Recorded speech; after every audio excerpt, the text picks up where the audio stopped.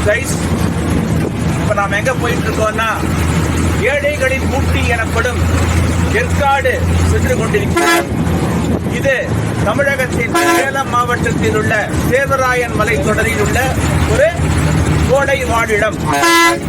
நம்ம திருச்சியிலிருந்து போயிட்டு இருக்கிறோம். இப்ப நம்ம அதை பார்ப்போம். இந்த விழாக பாருங்க. இந்த விழாக பார்த்து இந்த யூடியூப் சேனலுக்கு ஆதரவு கொடுக்கும்படி கேட்டுக்கொள்கிறேன். தொடர்ந்து பார்த்துட்டு இருங்க.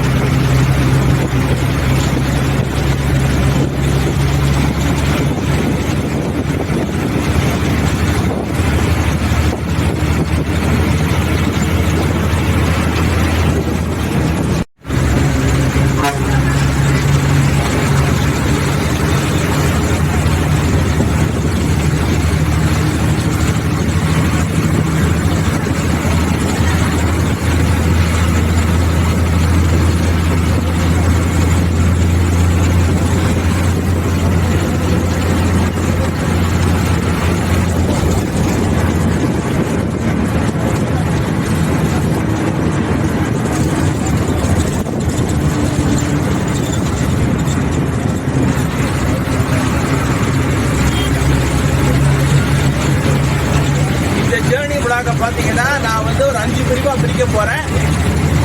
ஏன்னா ஒரேடியா பார்த்தா பாக்கிறவங்களுக்கு இதுவா இருக்குன்னு சொல்லிட்டு இந்த பிளாக் 5 பிரிவா பிரிச்சு நான் இந்த பதிவிட போறேன். பாருங்க.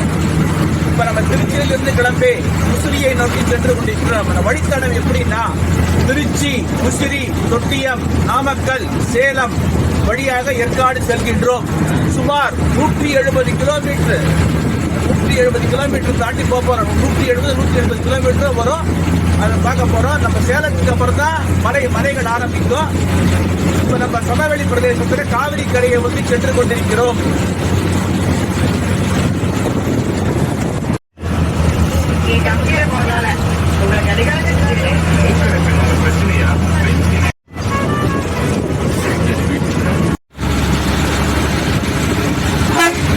யூடியூப் கைஸ், இப்ப நாம தொட்டியம் நகரை நெருங்கிக் கொண்டிருக்கிறோம். திருச்சி மாவட்டத்தின் வருவாய் கோட்டங்களில் ஒன்று, தாலுகாக்களில் ஒன்று தொட்டியம். அதைத்தான் நெருங்கிட்டு இருக்கோம். இன்னும் பாத்தீங்கன்னா ஒரு 30 கிலோமீட்டர் தொலைவில் நாமக்கல் வந்துவிடும். இது ஒரு மிகப்பெரிய வணிக நகரம்.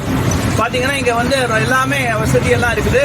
இங்க முசிறி, அப்புறம் துறையூர் போன்ற இடங்களுக்கு சாலைகள் பிரிகின்றன. இது ஒரு நகராட்சி. தொட்டியங்கிறது நகராட்சின்னு சொல்றாங்க. பஞ்சாயத்து நகராட்சியா தெரியாது. இங்கேருந்து மலைகள் ஆரம்பமாகின்றன. நம்ம இருக்கிறது தொட்டியம். இங்கு புகழ்பெற்ற அனலாடீஸ்வரர் கோவில் உள்ளது. அரசு மேல்நிலைப்பள்ளி, அரசு பெண்கள் மேல்நிலைப்பள்ளின்னு நிறைய காலேஜஸ் எல்லாம் இருக்கு. இங்கிருந்து சுமார் 20 கிலோமீட்டர் மைக்கேல் நாயக்கன் பட்டிங்கிற இடத்திலிருந்து நாமக்கல் மாவட்டம் ஆரம்பமாகின்றது.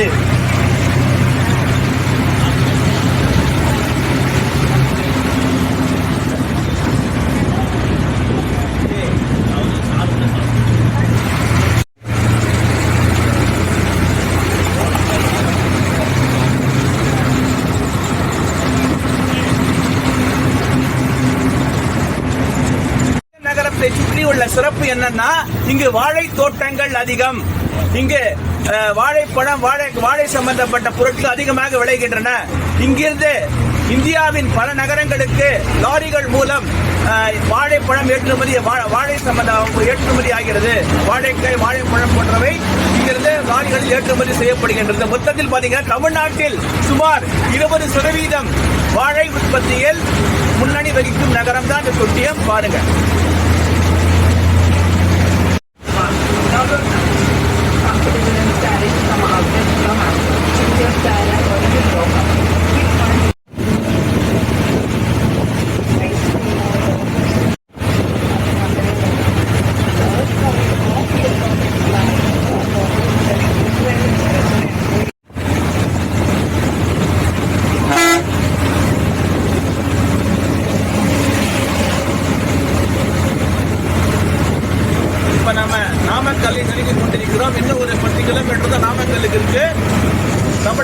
தொழில் நகரம், லாரிகள் கட்டுமானத்துக்கு மிகப்பெரிய நகரம் அந்த நெருங்கிட்டு இருக்கிறோம். பாருங்க, இப்ப நம்ம பயணித்துக் கொண்டிருக்கும் இடம் எதுன்னா தொட்டியம் நாமக்கல் நெடுஞ்சாலை. இப்ப இருவழி 4 வழி பாதையாக மாத்திருக்கிறாங்க. இது ஒரு 2 வழி பாதையாக இருந்தது. தேசிய நெடுஞ்சாலையாக தரம் உயர்த்தப்பட்டு தொட்டியத்திலிருந்து நாமக்கல் வரையிலான சுமார் 40 கிலோமீட்டர் பாதையானது, 42 கிலோமீட்டர் பாதையானது இப்ப தேசிய நெடுஞ்சாலைக்கு இணையாக மாற்றப்பட்டுள்ளது. இப்ப நாமக்கல்ல இருந்து 6 வழி பாதை ஆரம்பமாகுது.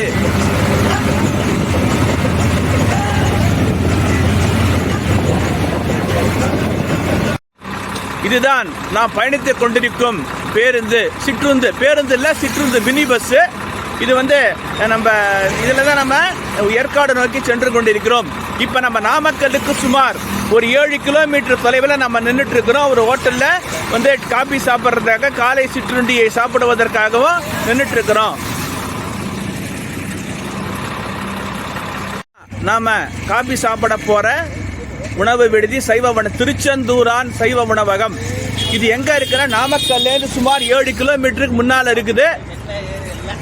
இது குறிப்பாக இந்த டெல்டா மாவட்டங்கள்ல இருந்து மும்பை, டெல்லி போன்ற இடங்களுக்கு செல்லும் வாகனங்கள் இங்க இது நல்ல சூப்பரான தரமான ஒரு காஃபியும் தரமான காலை சுற்றுண்டியும் வழங்கப்படும். எல்லாமே எல்லாம் சூப்பரா இருக்கு பாருங்க. எனவே பொதுமக்களே, சேலம் செல்லும் மக்களே, இந்த ஹோட்டல்ல எல்லாம் வாங்கி சாப்பிடுங்க. எல்லாம் சூப்பரா இருக்கும். எல்லாம் தரமான ஒரு உணவு விடுது. இதுல இந்த நான் காட்டுறதுல எல்லாம் இருக்கும் பாருங்க. என்னென்ன இருக்குன்னு இதுலயே பாத்துக்கங்க. கார் பார்க்கிங் வசதி இருக்குது, எல்லாமே இருக்கு. அதை யூஸ் பண்ணிக்கங்க. இதோட போன் நம்பர் இதுலயே இருக்கு பாருங்க. என்னப்பன் முருகன் திருச்செந்தூரான் பெயரால் அழைக்கப்படுகின்றது.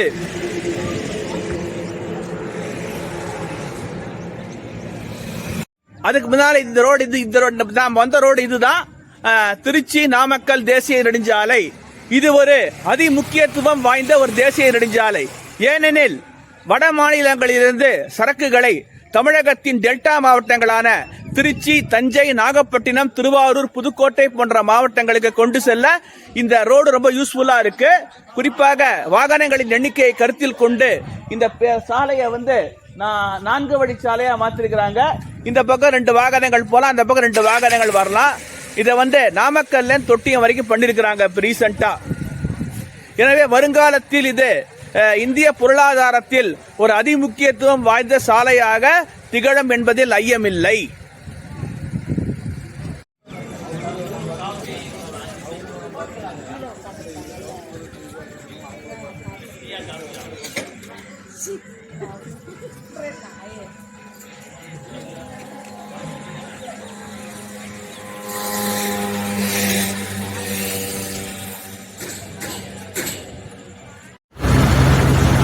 நம்ம டீ பிரேக் விட்டுட்டு நம்ம கிளம்பியாச்சு. டீ பிரேக்கை முடிச்சுட்டு கிளம்பியாச்சு. சோ இது நாமக்கல்லை நெருங்கிக் கொண்டிருக்கிறோம்.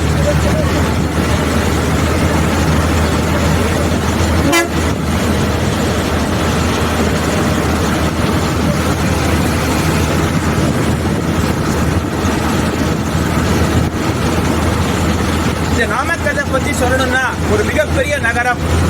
திப்பு சுல்தான் காலத்தில் பல போர்கள் நடந்துள்ளது.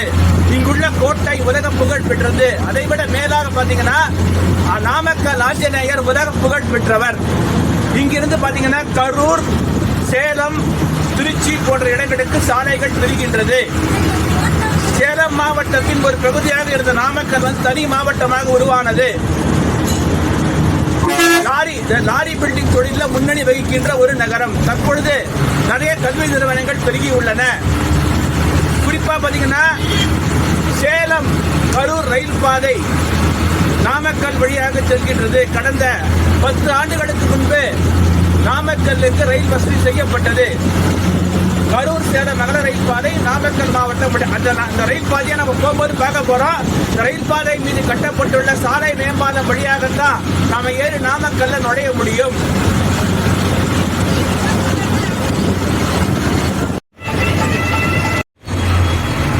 இப்ப நம்ம நாமக்கல் நகருக்குள் நுழைந்து விட்டோம். இதுதான் நாமக்கல் நகரம்.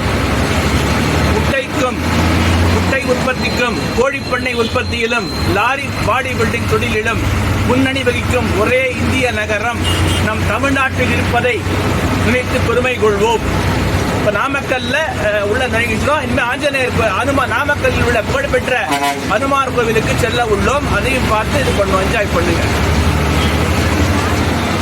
இதுதான் நாமக்கல் நகரத்தின் முற்பகுதி, மையப்பகுதி. நாமக்கல் நகரத்தின் மையப்பகுதின்னு சொல்லலாம். இது வந்து திருச்சி, இங்கிருந்து திருச்சி, கரூர் போன்ற இடங்களுக்கு சாலைகள், சேலம் போன்ற இடங்களுக்கு சாலைகள் பெறுகின்றன. ஈரோடு, இங்கே திருச்செங்கோடு வழியா ஈரோடு போகலாம். குறிப்பாக வட இந்தியாவுக்கும் தென்னிந்தியாவுக்கும் டெல்டா மாவட்டங்களுக்கு செல்ல இந்த நாமக்கல் நகரம் ஒரு பேருதவியா இருக்கு. சோ இப்ப நம்ம அதான் நேர பாத்தீங்கன்னா கரூர் போகுது. அந்த ரோடு நேரம் இப்ப நம்ம எடுத்தா போல கரூர் 45 போட்டிருக்கு பாத்தீங்களா, நேர கரூர் போகுது. இங்க மதுரை, திருநெல்வேலி போன்ற தென் மாவட்டங்களுக்கு செல்ல இப்ப நம்ம ஆஞ்சநேயர் ரோட நோக்கி போயிட்டு இருக்கிறோம். இதுதான் நாமக்கல் கோட்டை. இப்ப நமக்கு எதிர தெரியுது பாத்தீங்களா, இதுதான் நாமக்கல் கோட்டை. இங்கு பல போர்கள் நடந்துள்ளன.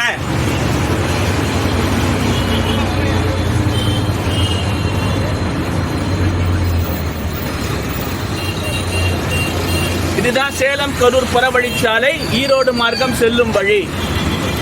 இது வழியா போனா சேலம் கரூர் பைபாஸ் போய் ஈரோடு போயிடலாம்.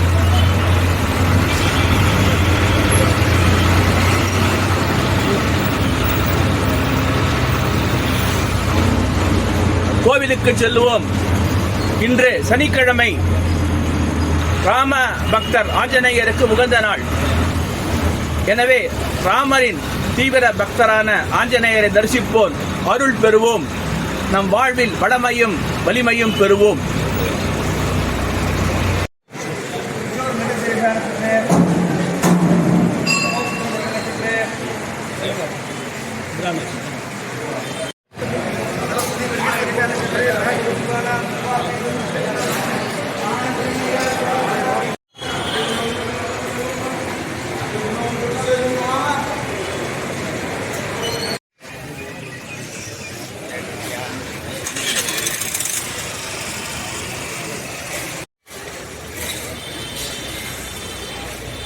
இப்ப நம்ம நாமக்கல் 18 அடி ஆஞ்சநேயரை தரிசித்து விட்டு பேருந்து ஏறுவதற்காக சென்று கொண்டிருக்கிறோம். அந்த பயணத்தை தொடரப் போகிறோம்.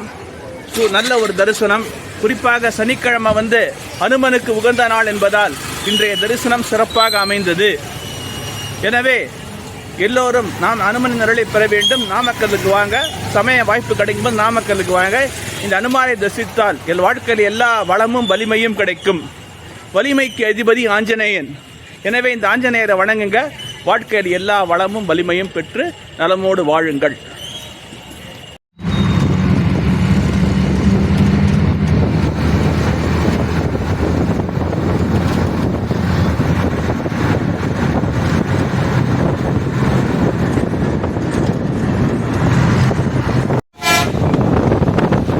நாமக்கல் நகரை விட்டு வெளியே வந்து விட்டோம். பைபாஸ் ரோடு தாண்டி நேராக பார்த்தீங்கன்னா மெயின் ரோடுக்கு வந்தாச்சு. இப்போ நேராக ஒரே இங்கேருந்து 48 கிலோமீட்டர் தொலைவில் சேலம் உள்ளது. இது வந்து இப்போ நம்ம பயணித்து கொண்டிருக்கிற தேசிய நெடுஞ்சாலை எதுனா ஸ்ரீநகர் கன்னியாகுமரி தேசிய நெடுஞ்சாலை, NH 44 எனப்படும் வடக்கு தெற்கு இணைப்பு நெடுஞ்சாலை. நகாய் இது பாருங்க, நேஷனல் ஹைவே இதுதான்.